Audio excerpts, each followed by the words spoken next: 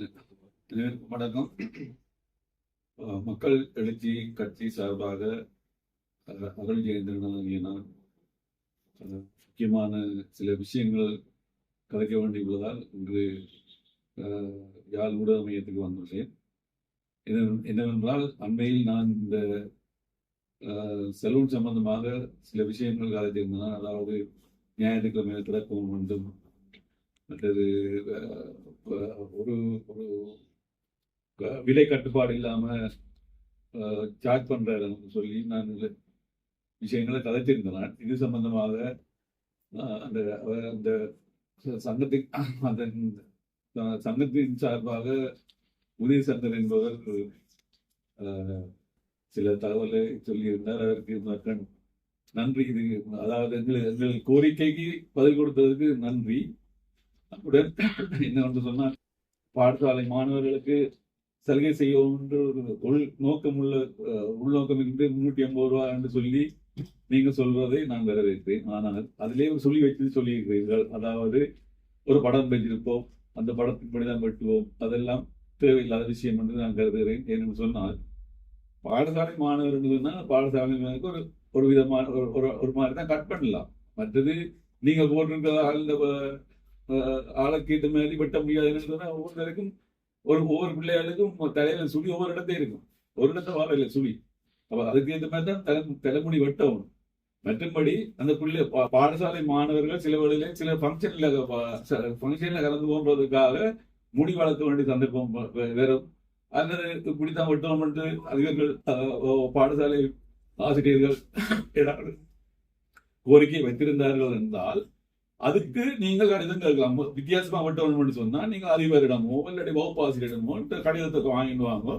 அதுக்கு அப்பதான் நாங்க உங்களுக்கு நீங்க சொல்ற மாதிரி வெட்டோம் சொல்லி சொல்லாமே தவிர இப்படி 350 ரூபா சார்ஜ் பண்ற இந்த படத்துல உள்ளதான் சொல்றது அவ்வளவு மனச்சாட்சி இல்லாத கதை என்று சொன்னால் இப்படி வெட்டாடி வேற விதமா சார்ஜ் பண்ண போறீங்கன்றத தோன்றாகவே அதுதான். ஆகவே அது அது அது அதை மாத்தி நீங்கள் 350 ரூபா 350 ரூபான்னு வைங்க, அது நல்ல விஷயம். ஆனால் நீங்கள் ஞாயிற்றுக்கிழமை திறக்க மாட்டேன்னு சொல்றீங்க. அது எல்லாருக்கும் ஞாயிற்றுக்கிழமை தான் லீவ்னு சொல்றீங்க. ஆனால் என்ன பிரச்சனைன்னு சொன்னா, சில தொழில்களை பொறுத்தவரையில உதாரணமாக ஒரு கார் வாஷ் பண்ற சர்வீஸ் ஸ்டேஷனை பேசி கொள்வோம். அவன் ஞாயிற்றுக்கிழமை திறக்காம இருக்கணுமா? ஞாயிற்றுக்கிழமை திறந்தாலும் அவர் நடக்கும். இறைச்சி கடைக்காரன் ஞாயிற்றுக்கிழமை நான் லீவ்ல வீட்டுல நிக்கணும்னு சொல்லி நிக்கலுமா? அன்றைதான் வியாபாரம். அதே போன்றுதான் எல்லாரும் லீவா இருந்தால் இப்படியான வேலை செய்யலாம். முடிவெற்ற வேலை லீவு நேரம் செய்யலாம். அதுதான் நான் சொல்ல வந்தேன். நீங்கள் விருப்பம் வேண்டால் ஓகே, ஞாயிற்றுக்கிழமையில 1 மணி வரை திறப்போம் என்று சொல்லி போட்டு கோரிக்கை நாங்கள் 1 மணி வரை திறக்கிறது எல்லாம் விரும்பினே திறக்கலாம், விரும்பினே போடலாம். அதை நீங்கள் கட்டுப்படுத்தக்கூடாது. அதுதான் நான் கோருகிறேன். ஏனென்று சொன்னா, நீங்க சொல்ற உலகளாவிய ரீதியாக ஞாயிற்றுக்கிழமை லீவுன்னு சொல்றதை ஏற்றுக்கொள்ள முடியாது. இன்றைக்கு வேணும்னா நான் வார ஞாயிற்றுக்கிழமை கொழும்புல இருந்து லைவ் வீடியோ போடுறேன். செலவு திறந்திருக்கிறதே போடுறேன். நான் லைவ் வீடியோ வேண்டாம், நீங்க பாருங்க. இல்ல பவுனியா கங்கால ஞாயிற்றுக்கிழமையில திறந்தான் இருக்குது. வேணுமெண்டா நீங்க போய் ஒரு தடவை செக் பண்ணி பாருங்க. கொழும்பு போய் வரைக்கும் தெரியும். அங்க போற வழியில எல்லாம் ஞாயிற்றுக்கிழமை திறந்திருக்கு. இது நான் சொன்ன மாதிரி அந்த நாளில 30 ஆண்டு யுத்த காலத்துக்கு பிறகுதான் இந்த ஞாயிற்றுக்கிழமை சட்டம் வந்தது. சரிதானே? அப்ப அது அந்த நேர சூழலுக்கு ஏற்ற மாதிரி மாத்தி அமைச்சாச்சு, அது வேற பிரச்சனை. ஆனா நீங்கள் திறந்து ஞாயிற்றுக்கிழமை திறக்காட்டிக்கு நீங்க சொல்லி போட்டீங்க, நாங்கள் யாரும் திறக்கலாம் யாரும் செய்யலாம்னு சொல்லி போட்டீங்க. ஆனபடியா நீங்கள் இன்னும் ஒரு 3 மாத டைம் தருவோம். மிஞ்சி போனா வார ஆவணிகளை நீங்க திறக்காட்டிக்கு ஞாயிற்றுக்கிழமை திறக்கலாம் விடலாம். அதுக்கு நாங்கள் கட்டுப்பாடு விதிக்க இல்லை. அந்த சலூன்காரரே தீர்மானிக்கலாம்னு சொல்லி முடிக்கிறதா என்ன பொறுத்த நல்ல விஷயம். அப்படி இல்லைன்னா நிச்சயமாக யாழ் மாவட்டத்தில் முக்கியமான இடங்கள்ல சலூன் ஞாயிற்றுக்கிழமை திறந்த மாதிரி நாங்கள் திறப்போம். இது உறுதியாக நான் சொல்லி வைக்கிறேன். உபகையிலான திறப்பாக இருக்கு.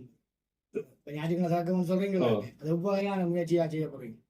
அது தனியார் முயற்சி. அதாவது நீங்கள் அவர்கள் இன்னொன்று சொல்லியிருந்தார், திறக்கலாம். ஆனா தங்களுடைய அமைப்பில பதிவு ஒன்று எடுத்து அந்த பதிவு சீட்டையெல்லாம் நாங்கள் செய்ய முடியாது. என்னன்னு சொன்னா, நாங்கள் கட்டுப்படுறது அரசாங்கத்துக்கு.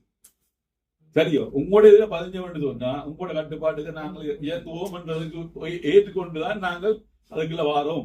அது அது நடக்கிற விஷயம் இல்லை. நாங்க செய்ய மாட்டோம். உங்களோட இதுல 15 நாங்க செய்ய மாட்டோம்ன்றதை இதுல சொல்ல வைக்கிறேன். இது மட்டும் இல்ல, இந்த இந்த இது போன்று இந்த பியூட்டி பார்லர் நடத்துறவர்கள் கூட அது கூட எனக்கு ஒரு ஆள் சொல்லி இருந்திருக்கேன், நீங்கள் இதை கேட்கறதுக்கே பியூட்டி பார்லர் போயிட்டு காய்க்கலன்னு சொல்லி. அப்ப நான் அது சொல்றேன், அது பியூட்டி பார்லர் வந்து இன்னைக்கு தாங்க ஒரு ஒரு குறிப்பிட்ட விலைன்னு இல்லை, சொல்ற விலை சரியோ.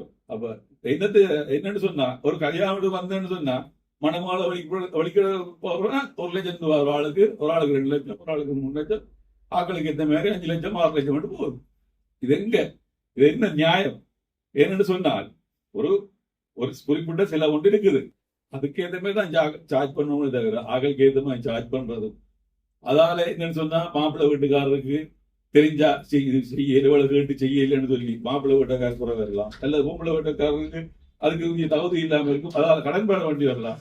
இப்படியான சூழல் எல்லாம் இருக்குன்னு சொல்லி எனக்கு கருத்து சொன்னபடியா அதையும் சொல்லி வைக்கிறேன். ஆகவே இந்த பியூட்டி பார்லர்களும் இது சம்பந்தமாக ஒரு விலை கட்டுப்பாடை கொண்டு வர வேண்டும் என்று சொல்லுகிறேன். இது வந்து இதுக்கு அதிகார சபைகள் இருக்கின்றன. இந்த அதிகார சபைகள் விலை கட்டுப்பாடு அதிகார சபைகள் இந்த சாதாரண சில்லறை கடையில போய் இந்த விலைப்பட்டியல் போடல் என்று சொல்லி அதுக்கு சட்ட நடவடிக்கை எடுத்து நீதிமன்றத்துக்கு கொண்டு போயிடும். இங்க எங்கட சலூன் வழியை போய் பாருங்க, முந்தியெல்லாம் விலை பட்டியல் இருந்தது. தலை முடி வெட்டுறதுக்கு அளவு, சேவ் எடுக்கிறதுக்கு அளவு, 2 ரேட், சின்ன பிள்ளைகளுக்கு 2 ரேட் முன்னே இருந்தது, லிஸ்ட் பண்ணி இருந்தது, பிரைஸ் லிஸ்ட். அதுல எங்க இருக்குது? இதுக்கு உள்ளூராட்சி அதிகார சபைகள் என்று சொல்லி மக்களால் தேர்ந்தெடுத்த ஆக்கள் இருக்கிறோம், அதை விட அதிகாரிகளும் இருக்கிறோம், அரசாங்க அதிகாரிகள் இதுக்கு இருக்கிறோம். அவர்கள் கண்மூடி கொண்டிருக்கிறதால இப்படியான நடவடிக்கை நடக்குது என்பதையும் சொல்லி இது சம்பந்தமாக அவர்கள் நடவடிக்கை எடுக்க வேண்டும் என்பதையும் கூறிக்கொண்டு, அடுத்ததாக இது போன்று இன்று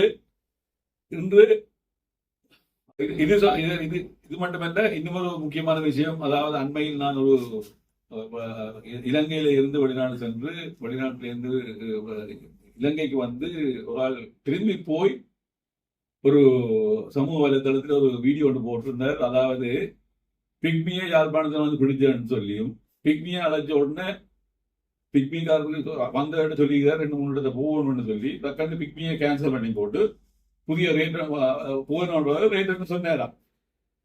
அதுக்கு பிறகு 5,000 ரூபாய் காசு கொடுத்ததாம். 5,000 ரூபாய் காசு கொடுத்தா மாத்த காசு இல்லை ஐயா, நீங்க என்னுடைய போன் நம்பர் தர, நீங்க அது எப்போ போகணும் அங்க போகணும்னு சொல்லி சொன்னீங்கன்னா போன் நம்பர் தந்தா நீங்க போன் அடிச்சா நான் எடுப்பேன், கொண்டு போய் கூடிய போட்டு கழிச்சு விடுறேன்னு சொல்லி சொன்னாராம். அதுக்கு பிறகு தான் 2-3 போன் அடிச்சாராம். கோல் அடிச்சா அவர் ஆன்சர் இல்லையா. சரியோ, நான் ஏன் சொல்ல வரேன்னு சொன்னால், கொழும்பை பொறுத்தவரையில கொழும்புலயோ புற இடங்கள்லயோ மீட்டர் இல்லாட்டி ஏற மாட்டாங்க. மீட்டர் ஆட்டோவுக்கு மீட்டர் இல்லைன்னு சொன்னா ஏற மாட்டேன், மீட்டர் இருக்கான்னு கேட்டு போட ஏறுறது. யாழ்ப்பாணத்துல மட்டும்தான் மீட்டர் இல்லாம இங்க இயங்கினோம். ஏன்னு சொன்னா இதுக்குரிய அதிகாரத்துல உள்ள ஆக்கள், மேயர் போன்ற ஆக்கள், மேயரோ இல்லாட்டி உள்ளூராட்சி தலைவர்களோ யாரோ இது சம்பந்தமாக பேசாம இருப்பதால்தான் இப்படியான சம்பவங்கள் நடக்குது. நாங்கள் ஒரு சுற்றுலாத்துறையை வடமாகாணத்துல நாங்கள் நல்ல முறையில கொண்டு வரணும்னு சொன்னால் முதலாவது போக்குவரத்தை நாங்கள் சீரமைக்க வேண்டும். ஆகவே நான் வந்து ஆட்டோக்காரருக்கு எதிராக பேசுவது என்று சொல்லவே இல்லை. ஏனென்று சொன்னால் நீங்கள் இப்படி சார்ஜ் பண்றதால பிக்மியை பிடிக்கிறார்கள், பிக்மிக்கு ஒரு கமிஷன் கொடுக்கணும், அதை விட அவங்க ஓடி லாபம் விடுறாங்கன்னு சொன்னா நீங்கள் அதுக்கு ஏற்ற மாதிரி கொஞ்சம் வேண்டாம் கூட எடுக்கலாம். வேண்டாம் பஸ்ல வேலை திரும்பி ஏதோன் பண்றதுக்காக நீங்க ஒரு அமௌண்ட் கூட வரலாம், அது ஒரு மேனேஜ் கேட்கலாம். அப்படி இல்லைன்னு சொன்னா நீங்க மீட்டர் வளமையா எல்லா இடமே மீட்டர் தான். மீட்டர் வந்து இந்த நாளில மீட்டர் வாங்கி பூட்ட வேண்டிய அவசியமே இல்லை. ஏன்னு சொன்னால் இன்றைக்கு போன்லயே செட் பண்ணலாம். எல்லாருடையும் வரையுமா ஸ்மார்ட் போன் எல்லா ஆட்டோக்கார்டையும் இதுக்கு முன்னுக்கு எல்லாம் கொழுகி தான் வச்சிருக்கணும். அப்ப அதுல நீங்க செட் பண்ணி எடுக்கலாம். ஆனா நீங்க அது வந்து கூட சங்கத்துல போய் பதிஞ்சு செட் பண்ணி போட்டு பதிஞ்சுதான் எடுக்கவும் வேண்டாம். ஒருத்தர் தாங்கள் நினைச்சபடி ரேட்டை போட்டு வைக்கலாம். 1 கிலோமீட்டருக்கு இவ்வளவு, 1 கிலோமீட்டருக்கு சொல்லி ஒரு வெயிட்டிங் எல்லாம் அதெல்லாம் செட் பண்ணலாம் இப்ப போன்லயே. அதனுடைய நீங்க மேலதிகமா செலவழிக்க வேண்டியது இப்பத்த சூழ்நிலை இல்லை. ஆகவே இது சம்பந்தமாக ஆட்டோ சங்க குழு சங்கமும் ஆட்டோ சங்கமும் இதுக்குரிய நடவடிக்கை எடுக்க வேண்டும்.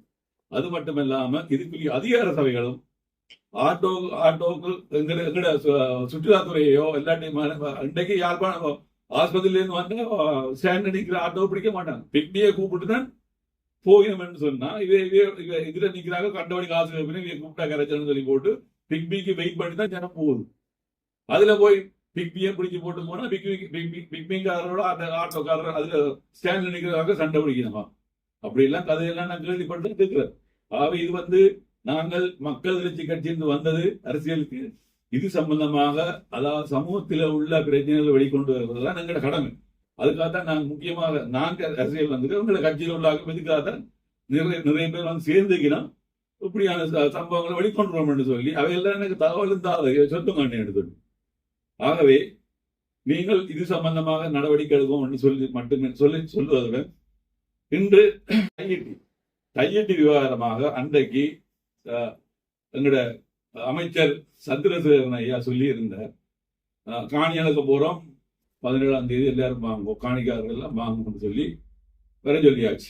அங்க எல்லாம் ரெடியா போயிருந்தா அங்க போலீஸ் வந்து துண்டோட வந்து நிற்குது. என்னண்டு காணி அளக்க இல்லாத அது அவர் பிக்கு போய் போலீஸ் எந்திரி போட்டிருக்கார், ஆவை காணி அளக்கிறான்னு அவர் சொல்லியிருக்கார். அப்ப என்னன்னு சொன்னால் அரசாங்கம் இரு இடங்களை இதுல இந்த சந்தர்ப்பத்தில் நான் என்ன சொல்ல வரேன்னா, போலீஸ் அதிகாரம் இல்லாதபடிதான் இப்படியான விஷயங்கள் நடக்குது. வட மாகாணத்திலே வடக்குல உள்ள அவங்களுக்கு போலீஸ் அதிகாரம் இருக்குன்னு சொன்னா ஒரு கட்டுப்பாட்டுக்கு நடப்பிடும். இன்னைக்கு ஆளுநர் கூட இருக்கிறார், ஆனா அவர் கூட இது சம்பந்தமா இந்த கதையும் கதைக்க இல்லை. ஆளுநர் தான் இப்போ வடமாகாண சபைக்கு பதிலாக இயங்குறவர். ஆகவே இதுக்கு அவர் மௌனமா இருக்கிறாங்க கூட எனக்கு தெரியவில்லை. ஆளுநர் கடமையில இதுவும் ஒன்று. இப்படி ஒரு அரசாங்கம் என்ற ரீதியில ஒரு ஆள் அளக்க சொல்லுது, அளக்க வாரண்டு சொல்லுது. அடுத்த அரசாங்கத்தோட சார்பா அரசாங்கத்துக்கு கட்டுப்பட்டு நடக்கிற போலீஸ் அதிகாரிகள் வந்து இப்படி சொல்லி ரெண்டு விதமான விஷயங்கள் நடக்குது. ஏன் என்பதை இது வந்து அரசாங்கம் டபுள் கேம் விளையாடுதுன்னு சொல்லுவோம். எங்களுக்கு ஒரு முகமும் அவைக்கு ஒரு முகமும் காட்டி சட்டவிரோதமாக கட்டி இருக்கிற பிக்கு போய் முறைப்பாடு பண்ணி அதை நீங்க தடுக்கிற போலீஸ்காரர் சொன்னா போலீஸ்காரர் எப்படிப்பட்டவன்? அது மினிஸ்டர் சொல்லி போலீஸ்காரர் சொல்லியிருக்கணும், மினிஸ்டர் வந்து சொல்லியிருக்கிறார், ஆனோடைய அளக்கத்தான் கவர்மெண்ட் சொல்லி அதை நிப்பாட்டக்கூடாது, அளக்க விட்டுட்டு போகணும். சரிதானே? அது அளக்குறது அளக்காம விடுறது அது அவையத்தி எடுக்க வேண்டியது. அதை அளக்க வந்த இடம் மற்ற காணிக்காரரும் எடுக்க வேண்டிய முடிவு. அது அளக்கிறதால வர விபரீதங்கள் என்னன்னு சொல்லி அவைகள் தீர்மானிச்சு அவைகள் அந்த சொன்னவை எடுத்து கொண்டு தந்து போட்டு அளவுங்க ஏன்னா மிச்சத்தை சுயரிக்கிற நோக்கங்கள் இருக்கலாம் சொல்லி சந்தேகங்கள்லாம் இருக்குது. ஆகவே மினிஸ்டர் அன்றைக்கு வராம விட்டுறது, அதாவது எங்கட மக்களை எங்க அவைய மட்டும் இல்ல முழு தமிழ் வடமாகாண மக்களை ஏமாத்தி உள்ள. அதாவது நீங்கள் வந்து வடமாகாணத்துல பிறந்திருந்தீங்கன்னா வடமாகாண சூழல் தெரிஞ்சிருக்கும் ஐயா. நீங்கள் வந்து என்ன செய்யறீர்கள், வடமாகாணத்திலிருந்து வடமாகாணத்தை பற்றி தெரியாம இங்க வந்து எங்கட மக்களை கட்டுப்படுத்த வந்தீங்கன்னு சொன்னால் இது வந்து உங்களுக்கு தகுதி இல்லாத வேலையை நீங்கள் செய்யறீங்கன்னா நீங்கள் வந்து ஒரு வேலையை செய்யறேன்னு உங்களுக்கு ஏறான்னு சொன்னால் இறங்கக்கூடாது. ஏன் வந்து நீங்க ஏன் சொன்னீங்க வழக்க வாரன்னு சொன்னீங்க, அடக்க வாரன்னு சொன்னீங்க, அந்த இடத்துக்கு வந்துட்டு போகணும், போலீஸ் அடக்க வேலை போகணும் உங்களுக்கு தெரியும். ஆனபடிதான் நீங்க வேலை இல்லை. ஆனபடியா நீங்கள் வந்து டபுள் கேம் விளையாடுறீங்க. அரசாங்கம் தான் டபுள் கேம் விளையாடுறதுன்னா நான் சொல்ல வாருங்க தவிர சந்திரசேகரன் ஐயா இப்படியான வேலைகள் இனிமேல் செய்யக்கூடாது. வடமாகாணத்துல வந்து உங்களுக்கு முடியாட்டி நீங்கள் வடமாகாணத்துல இறங்காதீங்க எந்த வேலைக்கு. வடமாகாணத்தில் உள்ள உள்ளூராட்சியாளர்களோ ஆளுநர்களோ அதில் பார்த்துக் கொள்வீங்க. நீங்கள் இதுல வந்து அரசியல் செய்யறதுக்காக உங்களோட பேர் நிமித்தறதுக்காக நீங்கள் ஒரு தெரிவு செய்யப்பட்ட அமைச்சரும் அல்ல, நியமிக்கப்பட்ட அமைச்சர் என்றது மறந்து போவாங்க. மக்களால் தெரிவு செய்யப்பட்ட ஆக்கம் செய்திருந்தா கூட பரவாயில்ல, நீங்கள் ஒரு நியமிக்கப்பட்ட அமைச்சர். ஆகவே உங்களுக்கு சரியான விளக்கம் இல்லாம வடமாகாணத்துல எங்கள் நிர்வகிக்கிறதுக்கு நீங்கள் வர வேண்டாம். இனிமேல் இது சம்பந்தமாக நீங்க வருவீங்கன்னு சொன்னா நாங்கள் ஆர்ப்பாட்டம் செய்ய வேண்டும். எங்கட கட்சி மக்கள் எழுச்சி கட்சி ஆர்ப்பாட்டம் பண்ணும், நீங்கள் எந்த இடத்துக்கு வந்தாலும் என்பதை இனிமேல் சொல்லி வைக்கிறேன் உறுதியாக. இதுதான் நான் முக்கியமாக கூற வேண்டிய விஷயங்கள். இதுடன் கூறி முடிக்கிறேன். நன்றி. மக்கள் எழுச்சி கட்சியினுடைய சந்திப்பு யாழ் ஊடக அமையத்தில் இன்றைய தினம் இடம்பெற்றது.